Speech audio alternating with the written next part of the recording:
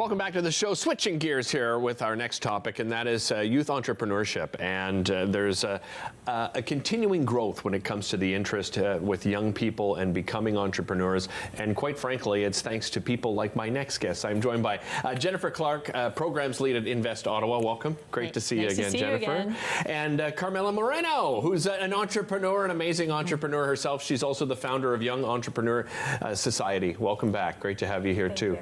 Jennifer, let's talk about that, because you and I talking in the green room, and I thought it was really interesting. You know, you had your challenges, you know, coming out of the pandemic, like many industries, and struggled yourself, and you were looking for something to do. And I know you have a passion for young people. Let's start there and how you found this opportunity. It actually started with the city of Ottawa when I was 16, and that's when I found my why. So Simon Sinek talks about finding your why and being really important, and when anything in life, to know where your North Star is. Right. So it actually was when I was working with the youth in the city, which I love, a city I love.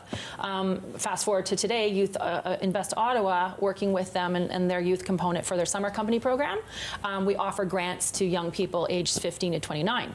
So as I'm doing outreach and as I'm working with high school students, seeing an overwhelming amount of interest in the grant program. And I just didn't want to say no to 80 or 100 kids that didn't want an opportunity. So with the leadership of Invest Ottawa, because investing in youth is investing in our future, that's the kind of concept we have, we're launching a one-day event called Liftoff. And it's a free event at Bayview Yards, which is a historical heritage property. It's amazing. It's a great spot. We have about 148 people signed up right now, and it basically is a think tank, a little container of what we would do for summer company, and teaching them exactly what they would need to run their own business. Because there's a maximum of amount of money you get for, youth entrepreneurs get for grants. You'd like to see that expanded, of course, but in order to do that, there has to be interest. Sure. And again, we're very, very grateful to all the levels of government that support Invest Ottawa. My particular program is supported by the provincial government. They actually did extend the program to more numbers this year. So they have invested, but there is a growing need because, Derick, you know, a lot of kids are using entrepreneurship as their way out. Adversity, challenge, economic situations, family trauma. It's not just go to school, get a scholarship, be a basketball player, or be a straight A student. The ones who disrupt, the ones who want to create innovation, are as young as grade 4 right now. We see them as young as grade 4. I agree. And actually, I've got some students coming on next week that'll prove part of that point from St. Emily's. It's really exciting what they're doing. Carmela, I want to go over to you because you decided to found the Young Entrepreneur Society. Tell me what the inspiration was, the idea behind that. So I came here, I was 19, and 3 years later, I have a successful business, and I came here as a student without a status. I barely speak the language, and right now, I was able to succeed in this space, and because of that, if I can do it, everybody can do it, especially people here. And then when I empower, educate, inspire, and connect with the young entrepreneurs, make them succeed in a space like how I did it, and encourage them to keep going with this path. So what do you owe your success? Obviously hard work goes into it, but if you were to sort of describe how you became so successful as a young person, what would you say? I would say when I was very young, I have a passion counting money. Really? I grew up having a cash register as my toys, and I also saw my parents' business going to up and down. I've seen it, and I've educated myself and made sure I won't fall with the same things that they did. I thought you were going Monopoly on me right there. We used to sit around and play Monopoly, and I was the banker. So Jen, describe this day, Liftoff. What does it look like exactly? What can people expect? Sure. It's 9:30 to 4 at Bayview Yards. It's a free event, including lunch. We have a keynote speaker, Blessing Akayande, who is a former graduate of ours, a young African-American woman who's talking about resilience and adversity.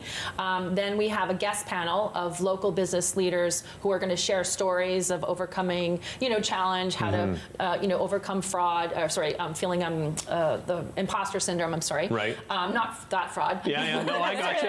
Yeah.